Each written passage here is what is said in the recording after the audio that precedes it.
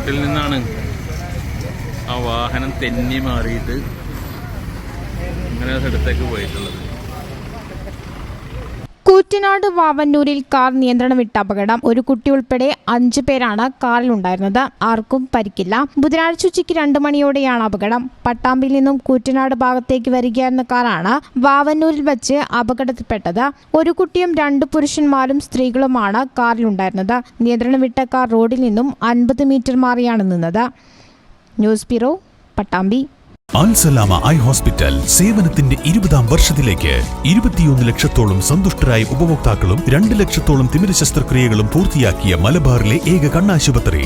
ലോകോത്തര നിലവാരമുള്ള ചികിത്സാ സംവിധാനങ്ങൾ, തിമിര ശസ്ത്രക്രിയ, ഗ്ലൂക്കോമ, റെറ്റിന വിഭാഗം, കോർണിയ, ലേസർ ചികിത്സാ വിഭാഗം, contact lens clinic, optical, pharmacy, lab തുടങ്ങി നൂതന സാങ്കേതിക വിദ്യ ഒരുക്കിയുള്ള എല്ലാ നേത്രരോഗ ചികിത്സാ സൗകര്യങ്ങളും വിദഗ്ധരായ ഡോക്ടർമാരുടെ മേൽനോട്ടത്തിൽ. Al Salama eye hospital, hospital road, Perinthalmanna.